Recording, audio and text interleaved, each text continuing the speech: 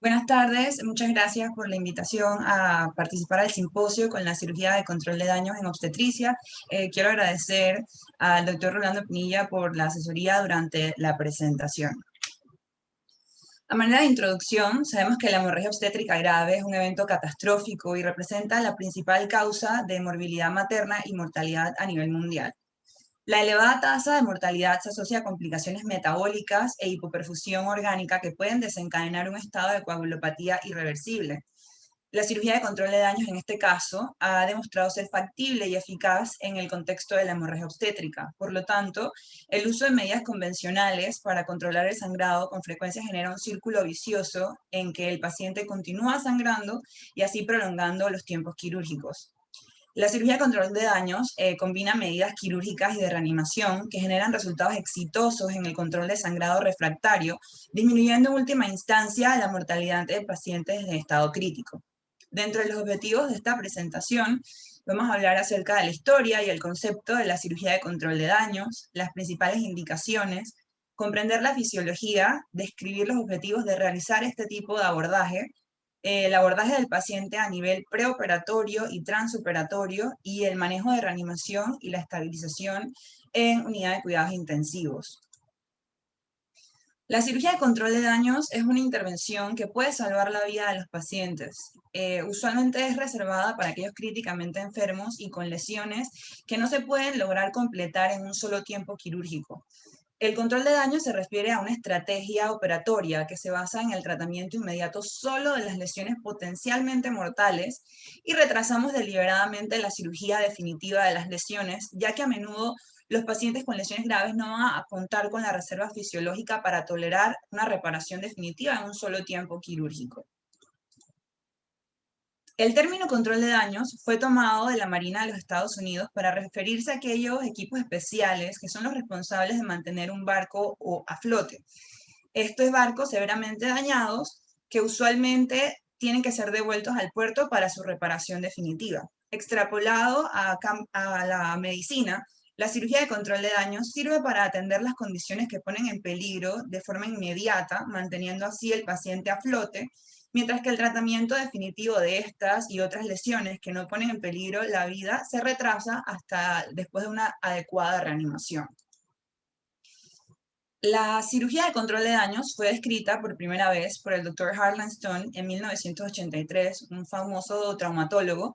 Él sugirió que los pacientes que tenían un trauma severo deberían tener procedimientos quirúrgicos abreviados cuando encontró que esto conllevaba una coagulopatía severa.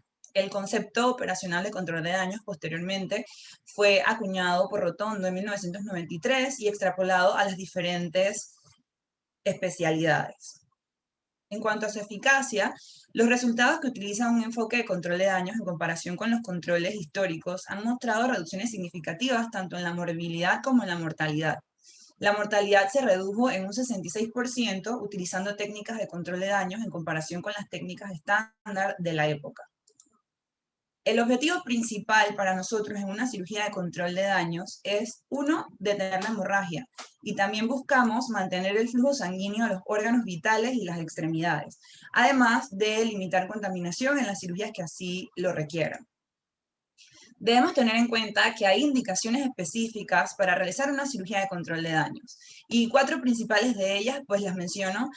La primera sería un difícil acceso al sitio de sangrado, un sangrado venoso que no responde a las medidas mecánicas, la necesidad de productos sanguíneos cristaloides, que no es un sangrado arterial, y aquellos pacientes con una inestabilidad hemodinámica a pesar del uso de vasopresores. Nosotros podemos extrapolar la cirugía de control de daños a diferentes escenarios obstétricos. En el caso de el sangrado persistente por una placenta creta, también podría ser en casos de ruptura de hematoma hepático asociada a preeclampsia, un embarazo ectópico abdominal, principalmente hemorragias obstétricas. Y el concepto que quiero que se lleven es que realmente la cirugía de control de daños no solamente se refiere al área quirúrgica o al tiempo quirúrgico, sino que hay una fase que es prehospitalaria, una fase que describe la operación, posteriormente una reanimación que puede ser en unidad de cuidados intensivos, dependiendo del sitio donde se encuentren, y ya posteriormente la reparación definitiva. Entonces, es importante que nosotros tengamos la idea de aquella paciente que incluso puede llegar, dependiendo en qué nivel se encuentren, si se encuentran en un segundo nivel, te pueden llamar de un centro de salud, de una policlínica, incluso te puede llamar el servicio de emergencias, y llaman de aquella paciente que cursa con un sangrado profuso, y de aquí entonces nosotros tenemos que tener en cuenta cuáles son las posibles etiologías, y de ahí considerar desde ese momento si esta paciente es candidata para una cirugía de control de daños, porque lo que nosotros queremos es ganar tiempo. Entonces, el control de daño previo a la cirugía comienza en el campo, en el momento en que se hace el diagnóstico de que hay una hemorragia obstétrica. Continúa durante el transporte y la evaluación inicial en el departamento de emergencias. Todo esto lo necesitamos para minimizar la pérdida de tiempo y limitar la atención fisiológica. También la respuesta fisiológica del paciente la podemos determinar por los signos vitales y el estado mental. Todo esto debe ocurrir antes de que el paciente incluso llegue a el cuarto de urgencias. Entonces, podemos definir la cirugía de control de daños en diferentes etapas. En la primera etapa, vamos a hacer control de la hemorragia. Luego del control de la hemorragia, pues podemos realizar el empacamiento y el cierre temporal. Posteriormente, en la etapa 2, que ya se refiere en unidad de cuidados intensivos, queremos lograr la homeostasis multiorgánica, queremos evitar la triada letal y es un manejo multidisciplinario. Y ya la etapa 3, cuando ya decidimos que hay que retirar el empacamiento y se hace el cierre definitivo. Usualmente, como podemos observar en estas imágenes, nuestro abordaje es tipo fan steel, que nos va a permitir una mejor visión de la excavación pélvica y usualmente nuestras cirugías, nuestras hemorragias pueden ser posparto, luego una cesárea, entonces ya tenemos la incisión tipo fan steel, pero eso no significa que esta es la técnica que debemos utilizar siempre, todo es dependiendo del escenario y más adelante vamos a abordar la técnica quirúrgica. Entonces, la reanimación en la cirugía de control de daños, ya sabemos el manejo prehospitalario. Ahora vamos a la reanimación hemodinámica. El objetivo inicial de la fase de reanimación es optimizar agresivamente los parámetros hemodinámicos, obteniendo un acceso venoso para asegurar reanimación y reemplazo de los productos sanguíneos, adicionalmente al manejo quirúrgico posteriormente, luego el manejo en unidad de cuidados intensivos y la cirugía definitiva. ¿Para qué queremos la reanimación hemodinámica y por qué esta es importante? Porque con esto buscamos limitar la acidosis sistémica, la hipotermia y la coagulopatía posteriormente.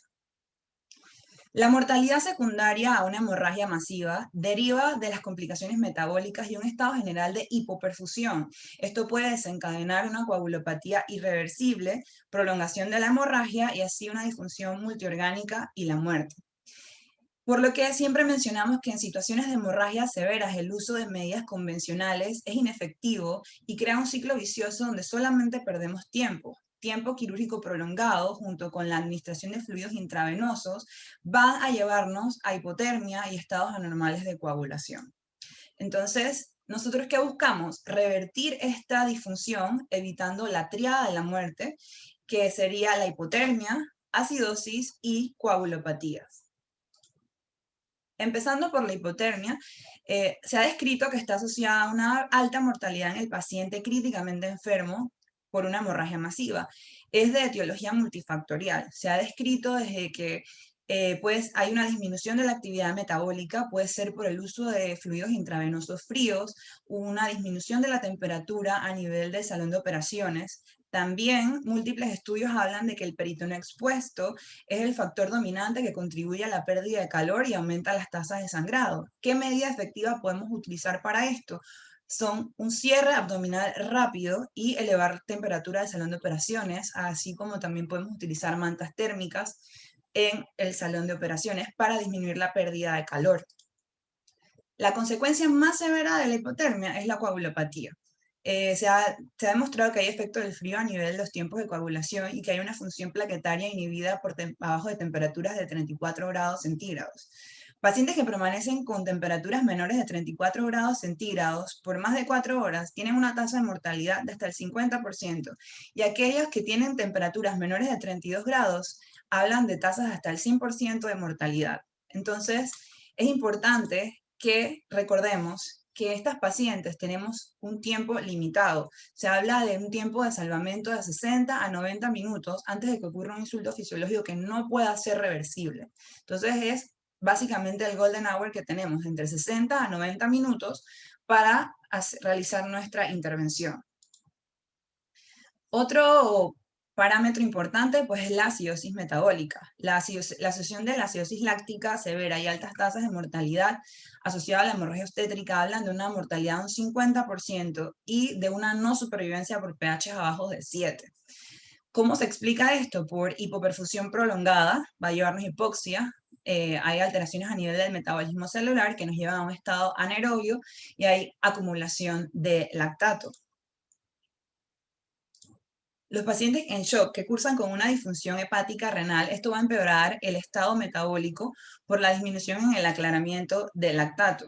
El aumento en la concentración de lactato va a producir una disminución del pH tanto intra como extracelular y lleva a falla hemodinámica. Y se ha demostrado que pH por debajo de 7.2 tiene efectos dañinos en la hemodinamia del paciente y el estado acidótico que causa una disfunción de las enzimas que están involucradas en el sistema de coagulación. Otro parámetro importante a nivel de la reanimación y de la triada letal pues son las coagulopatías. La mortalidad de los pacientes que requieren transfusiones masivas pueden alcanzar hasta un 50%, pero 10% de estas muertes son prevenibles porque la mayoría son por coagulopatías. Entonces, muchas ocurren en las primeras horas, jugando la coagulopatía jugando un papel principal. ¿Qué medidas podemos tomar para no llegar a esto? Hay que limitar la reanimación con cristaloides, porque se ha descrito que estas nos llevan a una coagulopatía dilucional, hay dilución de los factores de coagulación. Nosotros debemos tener control del sangrado, el manejo del sangrado y conocer su etiología. Ya sabemos diferentes mecanismos que podemos utilizar: compresión aórtica externa, taponamiento intrauterino con el balón de Bakri, suturas hemostáticas compresivas, incluso oclusión de la aorta. Los objetivos principales de nuestra reanimación es, uno, minimizar la hemorragia. Ya hablamos de prevenir la triada mortal y queremos maximizar la oxigenación a los tejidos, porque estos pacientes, el estado de hipoperfusión nos va a tener en el ciclo del paciente que está acidótico. Los principios claves en la reanimación de control de daños, hablamos de términos como reanimación hemostática e hipotensiva, limitación en el uso de cristaloides, que ya sabemos que nos va a llevar a una coagulopatía dilucional, protocolos de transfusión masiva, control de sangrado con la técnica quirúrgica e incluso con radiología intervencionista, y la estabilización fisiológica y bioquímica a nivel de la unidad de cuidados intensivos. Empezamos en la parte de la reanimación. Nosotros podemos hacer una administración inicial de bolos de cristaloides entre 300 y 500 mililitros. ¿Cuál es el objetivo de esta reanimación inicial? Es la mejoría de los signos y síntomas por la pérdida sanguínea. También podemos hacer uso del índice de shock, que se refiere a la relación que hay entre la frecuencia cardíaca y la presión arterial sistólica. Esta la podemos medir a los 15 minutos, 30 minutos y a las 24 horas, y nos ayuda a establecer un grado de inestabilidad hemodinámica cuando este es mayor de 0.9, que se considera anormal. Hay estudios que sugieren que la estrategia de reanimación con cristaloides y democomponentes lleva a una sobrecarga de sodio corporal, es decir, que nos lleva a un estado de edema y anasarca. Entonces, ¿qué podemos utilizar en estos casos? En la actualidad se habla del uso de solución salina al 3%, más comúnmente utilizada para un enfoque seguro en la reanimación con bajos volúmenes de cristaloides, con el beneficio que se tiene para promover el cierre de la pared abdominal. Da una tasa de mayor cierre funcional de la fascia abdominal durante la última fase del cierre definitivo. En cuanto al término de reanimación hipotensiva, la base es mantener una presión arterial limítrofe. Queremos que se logre la hemostasia para promover una adecuada perfusión tisular, evitando que empeore la coagulopatía. ¿A qué nos referimos con presiones arteriales limítrofes? Hablamos de presiones arteriales medias entre 60 a 65 milímetros de mercurio y presiones arteriales sistólicas entre 80 y 90, que nos permitan que el paciente tenga perfusión a órganos blancos, que el paciente tenga buena diuresis, que esté alerta, un buen estado de alerta. Entonces, con pequeños volúmenes de cristaloide, pues disminuimos el estado de coagulopatía dilucional, y con presiones arteriales bajas, pues hay una menor probabilidad de romper estos coágulos. Los protocolos de transfusión masiva, aquí nos referimos a la reanimación hemostática. Estas pacientes se han descrito protocolo de transfusión masiva cuando hay uso de más de 4 unidades de glóbulos rojos empacados. Otros hablan de más de 10 unidades de glóbulos rojos empacados en 24 horas, además de reposición o reemplazo de volumen sanguíneo total en 24 horas, o cuando hay un reemplazo del 50% de las pérdidas en 3 horas. La utilización temprana de productos sanguíneos, hablamos de glóbulos rojos empacados, plasma fresco congelado, plaquetas y fibrinógeno. Realmente los estudios no hablan de una diferencia significativa entre qué protocolo podemos utilizar a una relación de 1 o 2, 1, 1. También es importante que debemos mantener niveles de fibrinógeno por arriba de 200 miligramos por decilitro, usualmente entre 150 y 200. Es importante mantener estos valores. También hay agentes antifibrinolíticos, se ha también hablado de la administración temprana en las 3 primeras horas, que reduce 1/3 de la mortalidad de las pacientes que cursan con una hemorragia obstétrica. El estudio Woman habló de la disminución de la mortalidad con el uso de agentes antifibrinolíticos. Posteriormente, la reanimación en cuidados intensivos. Los objetivos de la atención en la unidad de cuidados intensivos son continuar con la reanimación con líquidos bajos volúmenes si es que la paciente no responde con la transfusión masiva, el manejo de la hipotermia y obtener cualquier otra prueba o imagen adicional que pueda ser de utilidad para ver la extensión total de las lesiones. Puede ser en conjunto con radiología intervencionista, cualquier otra imagen que sea de utilidad. También tenemos el manejo de la vía aérea. Estas medidas, junto con el manejo de la vía aérea y la ventilación, nos ayudan a normalizar o mejorar el suministro de oxígeno a los tejidos y así podemos resolver el estado de acidosis y coagulopatía. En estos pacientes en los que se realiza una intubación es porque hay un aumento del trabajo respiratorio y lo que queremos es disminuir el consumo de oxígeno por el trabajo respiratorio. Disminuir el consumo de oxígeno, aumentar la disponibilidad del mismo. Entonces, luego de que ya nosotros identificamos al candidato para una cirugía de control de daños, podemos hablar de la técnica adecuada. La laparotomía, básicamente debemos enfocarnos en que queremos un control rápido del sangrado. Ya hablamos de un tiempo específico de 60 a 90 minutos para que no haya lesiones que sean irreversibles.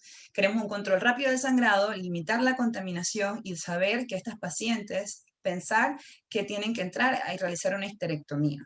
Entonces, vamos a hablar un poquito más de la técnica. En el momento de la laparotomía inicial, debemos estar en contacto con el equipo de anestesiología y con todo nuestro equipo, encontrar la causa del sangrado y definir ya si esta paciente es candidata a cirugía de control de daños. ¿Cómo vamos a estar en contacto estrecho o pendientes de esta paciente? No solamente lo va a hacer el anestesiólogo, nosotros debemos solicitar gasometría, evaluar la temperatura, qué tiempo quirúrgico llevamos, cuántas unidades transfundidas lleva este paciente. Debemos tener un rápido control del sangrado. Usualmente se ha descrito que se debe realizar una histerectomía subtotal.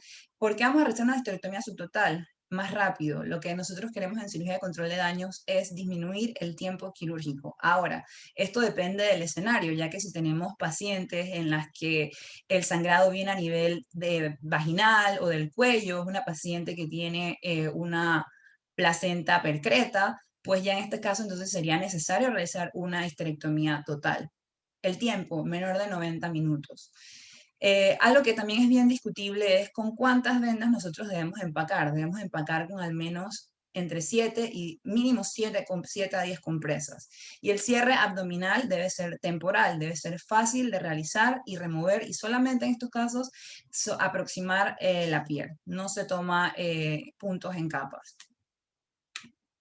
Entonces, el tipo de incisión que se debe realizar en estas pacientes, bueno, usualmente se describe que debemos utilizar línea media porque nuevamente hablamos del tiempo.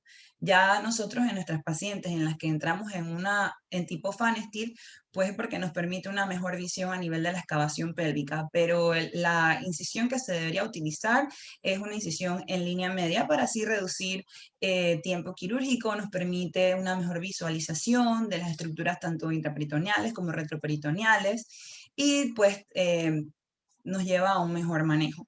Ya sabemos que tenemos que también mantener una comunicación con el servicio de anestesiología, debemos tener en cuenta la pérdida sanguínea y el estado en general del paciente. Entonces, ¿cuál es la piedra angular de la cirugía de control de daños? Empacar. ¿Empacar con cuántas vendas? Mínimo 7, 10. Tenemos que tener en cuenta que el sobreempacamiento nos puede llevar a a diferentes complicaciones, entre ellas un síndrome compartamental, aumento de la presión intraabdominal, que puede llevarnos a un síndrome compartamental. Y si no colocamos las suficientes vendas, pues también nos puede llevar a que no logramos la hemostasia que queremos lograr. O sea, que debemos colocar las suficientes vendas para parar el sangrado. También hay discusiones acerca si se debe utilizar antibiótico o no. Se puede utilizar profilaxis y hasta 24 horas postquirúrgicas y un seguimiento cada 6 a 8 horas. Diferentes antibióticos han sido propuestos de elección, usualmente cefalosporina, una cefoxitina 2 gramos IV cada 6 horas. Podemos utilizar otro esquema de levofloxacina, 500 gramos intravenosos cada día, con metronidazol, 500 gramos intravenoso cada 8 horas, hasta el momento de desempacar. Entonces, luego de que se realizó la cirugía de control de daños, debemos mantener un control de la ventilación mecánica, paciente en cuidados intensivos. En caso de que esta paciente haya sido atendida en un segundo nivel, debemos considerar un traslado a tercer nivel dependiendo de las capacidades que tiene el banco de sangre del lugar en el que se encuentre, pero ya que la paciente esté pues lo más estable posible, se puede trasladar a un tercer nivel y controlar todas las causas de coagulopatías. Una pregunta que nos hacemos es, ¿cuándo es el momento indicado para desempacar? Pues luego de la estabilización de las variables fisiológicas que nos llevaron a esto. Si ya nosotros logramos corregir la coagulopatía, la hipotermia y la acidosis, entonces nosotros podemos pensar en desempacar y llevar a la paciente a un segundo tiempo quirúrgico. Se habla de un periodo entre 48 y 72 horas luego de la primera intervención. El desempacamiento temprano, hablando de las primeras 24 horas, está asociado a resangrado y debe evitarse, y por lo tanto más de 72 horas está asociado a infecciones. Por eso hablamos de que debe ser mayor entre las 48 y 72 horas o a las 24 horas si ya la paciente se ha logrado estabilizar. Entonces, la paciente estable y se corrigieron todas las alteraciones previas a nivel de la temperatura, el pH, el desequilibrio electrolítico y la coagulopatía, nosotros podemos pensar en realizar el cierre definitivo. ¿Qué complicaciones se han demostrado del uso de esta cirugía de control de daños? Infecciones de sitio quirúrgico a nivel de un 28%, también se ha hablado de colecciones intraabdominales un 20% y en un 10% se han presentado casos de evisceración. Pues a manera de conclusión, sabemos que la cirugía de control de daños debe tenerse en cuenta y aplicarla lo más pronto posible si no se consigue el control definitivo del sangrado, porque así podemos corregir insuficiencia metabólica y resolver definitivamente en una segunda intervención quirúrgica. En obstetricia hay un elevado porcentaje de complicaciones, sobre todo quirúrgicas, infecciosos y las derivadas de una hemorragia masiva, por lo que es importante que un médico ginecólogo obstetra se familiarice con estas técnicas para el manejo de una hemorragia obstétrica masiva, reduciendo las tasas de mortalidad desde un 40 a un 70%. ¿Cuáles son los conceptos claves que me gustaría que se llevaran de la presentación? Pues debemos tener un reconocimiento temprano. ¿Qué hablamos de reconocimiento temprano? Desde el momento que se presenta la injuria, desde el momento que ocurre la hemorragia o del momento que ocurre la lesión. Entonces hablamos de la fase prehospitalaria. Todo es en base a reducir el tiempo. Hablamos también de los conceptos de hipotensión permisiva, la reanimación hemostática, la reanimación con líquidos y reanimación con hemocomponentes. La reanimación con líquidos pues, debe ser disminuida y más básicamente hacer protocolos de transfusión masiva. Pero también se ha demostrado que podemos utilizar bajos volúmenes de cristaloides que van a favorecer el cierre de la fascia. ¿Cuántas vendas debemos utilizar? Al momento de que se pueda parar el sangrado, mínimo 7, 10 vendas. No tampoco realizar sobreempacamiento. Una vez que nosotros ya corregimos la triada de letal, nosotros podemos llevar a la paciente a desempacar. Menos de 24 horas asociado a resangrado, más de 72 horas asociado a infecciones. Y como manera de resumen, pues sabemos que la hemorragia obstétrica masiva, siempre buscar, como mencioné anteriormente, la causa, la etiología. Activamos a nuestro equipo para realizar una cirugía de control de daños, siempre en contacto con unidad de cuidados intensivos, con los anestesiólogos, es un manejo multidisciplinario, incluso activar al banco de sangre porque vamos a requerir protocolos de transfusión masiva, restringir los líquidos, resucitar reanimación con bajos volúmenes, el empacado abdominal, la reanimación hemostática y el cuidado posterior en unidad de cuidados intensivos antes del cierre final. Bueno, muchas gracias.